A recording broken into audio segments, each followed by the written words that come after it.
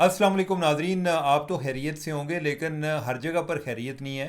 पाकिस्तान में भी जगह जगह पर सैलाब आया हुआ है, लोग बेघर हुए हुए हैं। और बैरून मुल्क से भी अच्छी खबरें नहीं आ रही, ना ही हमारे अपने रीजन से आ रही हैं कोई अच्छी खबरें, ना मिडल ईस्ट से, बल्कि हर जगह पे क्या कहते हैं कि ये कहानी घर घर की है। हर जगह पे मसाइल कुछ मिलते जा रहे हैं। और जो आज की सबसे बड़ी खबर वो नेपाल से आई है। नेपाल में क्या हुआ है कि उधर के वज़ीर आज़म को रिज़ाइन करना पड़ा। आप ये समझें कि कुछ बांग्लादेश से मिलता जुलता मामला उधर हुआ है। वज़ीर आज़म और उनके वज़रा उन्होंने रिज़ाइन किया है। वज़ीर आज़म तो बैरून मुल्क भाग गए हैं। बाकी जो पार्लियामेंट है उसको मुजाहिरीन ने आग लगा दी। सुप्रीम कोर्ट की बिल्डिंग को आग लगा दी। कई पॉलिटिकल पार्टीज़ के दफातर को आग लगा दी। मीडिया हाउस को आग लगा दी।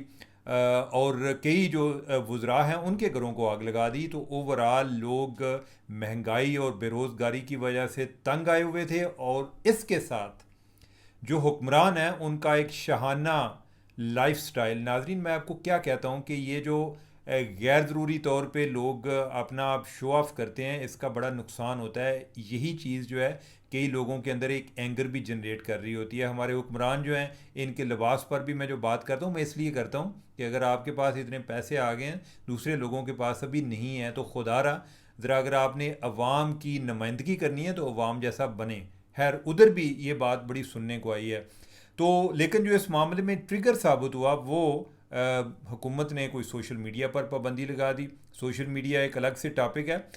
मैं पहले भी इससे बात करता रहता हूँ, लेकिन यह है कि लोग जो हैं यानी कि वो इस चीज़ पे इतने खफा हुए, एहतजाज शुरू हो गए।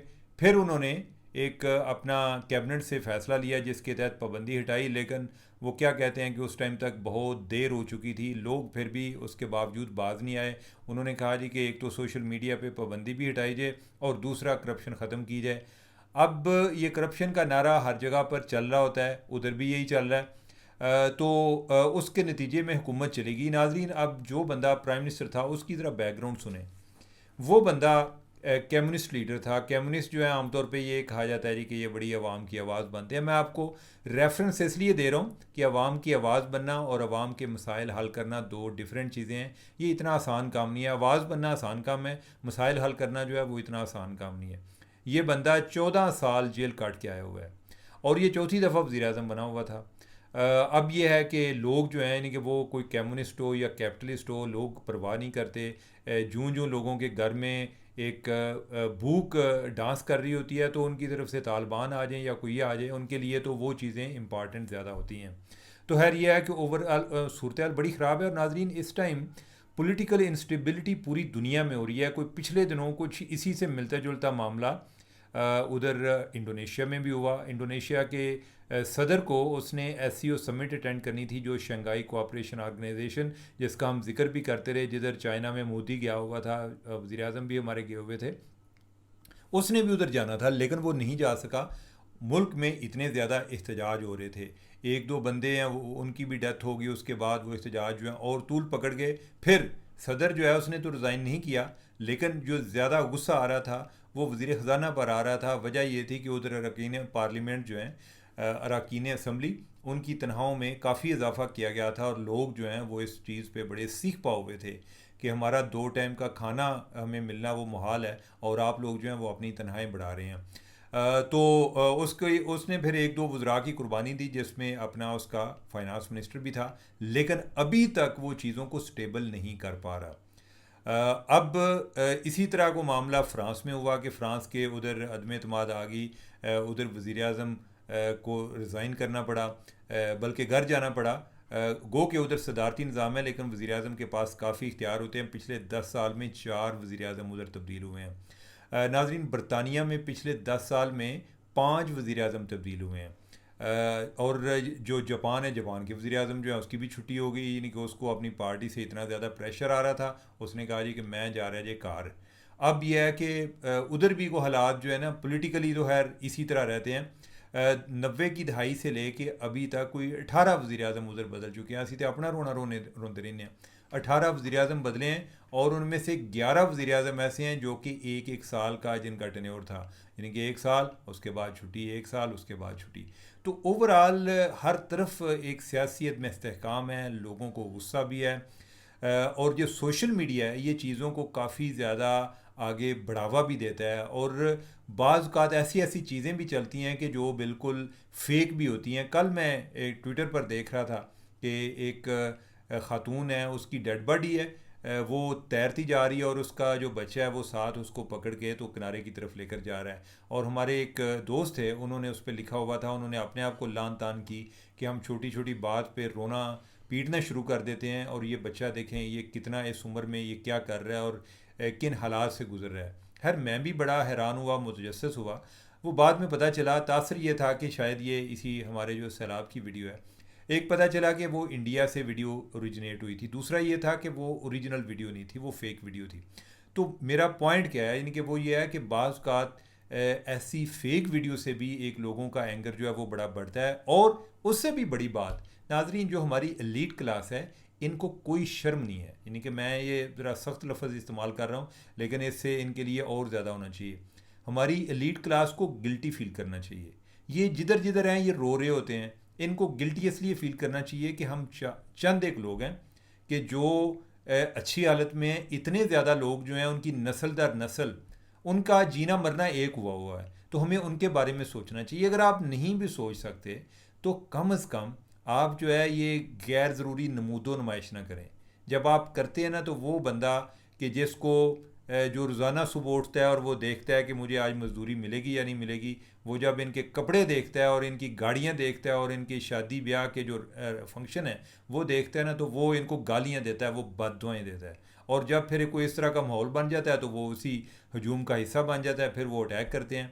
वो जो उधर अटैक हुआ है नेपाल पे, ये मुझे आज लिखवा लें, इसका हल कोई भी नहीं होना, लेकिन गुस्से का इजहार ज़रूर हो गया है। हल की मैं क्यों बात कर रहा हूँ, इससे कदरे जो बेहतर जो ऑर्गेनाइज लोग थे वो तो उधर बांग्लादेश में थे, उन्होंने क्या हाल तलाश कर लिया। अभी तक जो उम्मीदें लेकर आए थे या जो बहुत सारे लोग उनसे उम्मीदें लगा रहे थे, उस पर वो चीज़ें हुई नहीं है। यानी कि वो जो मैंने पहले आपको बात बताई ना कि अवाम की आवाज़ बनना और अवाम के मसाइल हल करना दो बड़ी मुख्तलिफ चीज़ें हैं। पहली बहुत आसान है और दूसरी बड़ी मुश्किल है। तो हम अपने जो अगला टॉपिक है वो भी एक बड़ी एक अजीब सी हमारे मुआशरे का या हमारे वक्त का, हमारे दौर में इतना बड़ा तज़ाद, और जो कुछ इस टाइम गज़ा में हो रहा है, और जो डोनाल्ड ट्रंप है वो आए दिन थ्रेट कर रहा होता है हमास को कि आपको मैं आखिरी वार्निंग दे रहा हूँ, आप जाके कोई सुलह की बात करें, सुलह के लिए कोशिश करें। और दूसरी तरफ बदमाश बिठाया हुआ है इसराइल की शक्ल में, वो आए दिन अटैक करता है। और आज जो है उन्होंने जो बदमाशी की है वो दोहा में की है, वो कतर में की है।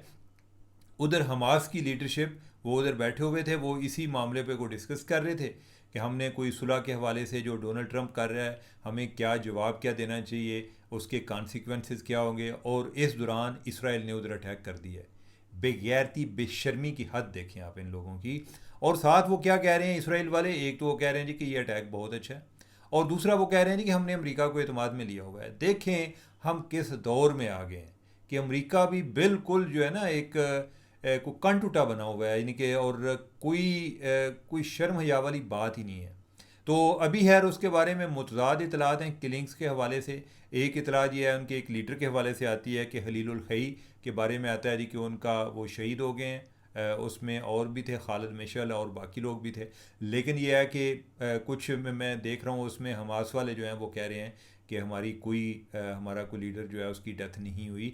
तो ओवरऑल वक्त बताएगा, लेकिन ये बदमाशी की इंतहा है। और ये अभी गज़ा नहीं है, उन्होंने आगे कतर को भी गज़ा बनाया हुआ है। तो ये एक अजीब से दौर से हम गुज़र रहे हैं। अजीब जो ममालिक हैं वो भी बदमाश बने हुए हैं, या कोई एक बड़ा ज़ालिम है और दूसरा मज़लूम है, कोई एक जंगल वाला कानून हर तरफ चल रहा है। तो नाज़रीन अपने आखिरी टॉपिक जो है हम फिर पाकिस्तान पर ही आ जाते हैं। एक ना वीडियो चल रही थी और उसमें जो ज़ुबैर मोहम्मद जो कि असद उमर के भाई भी हैं, पहले वो गवर्नर सिंध भी थे और पहले वो PMLN के लीडर भी थे, उनके हवाले से वीडियो थी जिसमें वो कह रहे थे कि मैं जब नवाज शरीफ के साथ था तो एक दफ़ा मैं एक मीटिंग में था कि जिधर इमरान खान को कत्ल करने का, उसको एलिमिनेट करने का मंसूबा बनाया जा रहा था। अब यह है कि इस पे क्या ये बात की सेंस बनती है? मेरी नज़र में तो कोई ऐसी सेंस नहीं बनती। और दूसरा ये है कि जो सियासी जमातें हैं उनसे बेहतर को नहीं जानता कि अपने मुखालफिन को इस तरह से फिज़िकली एलिमिनेट करके आप एलिमिनेट कर नहीं सकते, उनको मार नहीं सकते, वो ज़िंदा रहते हैं, बल्कि ज़्यादा गज वज के ज़िंदा रहते हैं। भुट्टो तो देख लो ना कि हर घर से भुट्टो भी निकल रहा होता है। उसके बाद जो ज़ुबैर मोहम्मद हैं, उन्होंने इसके बारे में वजाहत भी की है, बल्कि तरदीद की है। उन्होंने कहा कि ऐसी कोई बात नहीं हुई, ये वीडियो जैली है, मैंने किसी जगह पे ऐसी बात नहीं की, मेरा मियां नवाज शरीफ के मैं साथ था, अब जो है मैं उनसे दूसरी पार्टी में हूँ, लेकिन उन्होंने कभी इस तरह की कोई बात की नहीं है। और उसने कहा कि ये हो सकता है जी कि आप ये बात उस दी है इनके जी पॉलिटिकली अपने मुखालिफ को किस तरह आपने एलिमिनेट करना है, यानी मतलब ये होता है कि हम किस तरीके से उसके एजेंडे को नाकाम बनाएं और अपने आप को कामयाब बनाएं। इस तरह की बातें ज़रूर हुई हैं, बाकी जो है नहीं हुई। लेकिन जिस तरह मैं आपको जालसाजी की बात कर रहा था, ये वीडियो अब किधर किधर तक पहुँचेगी, कितने लोग जो हैं उनके जेन को पोllute करेगी, और ऐसे लोगों को जिनके जेन ऑलरेडी पोllute हुए हुए हैं। नाजरीन, ये जो सोशल मीडिया है ना, ये बड़ी डेंजरस चीज़ है। हमें तो ये लगता है कि जैसे हमारी ये आवाज़ बना हुआ है। बेसिकली हम जो है इनके बाद का जो बातें कर रहे होते हैं, हम फ्री स्पीच की बात नहीं कर रहे होते। हम जो है वो जो सोशल मीडिया के बड़े बड़े जाइंट्स हैं कि जिनके बिज़नेस का मॉडल ही ये है कि चीज़ों को, जो चीज़ जितनी ज़्यादा भड़क सकती है उसको उतना भड़काएं, और उससे उनकी जो एक्टिविटी है सोशल मीडिया पे बढ़ेगी और उनका जो है ना गुलशन में कारोबार चलेगा। तो हम जो है हम सारे उसी का हिस्सा बन जाते हैं। इस पे दोबारा से फिर से कभी डिटेल में बात करेंगे। आज ज़रा गुफ्तगू लंबी होगी। मुझे दें इजाज़त। अल्लाह हाफिज़।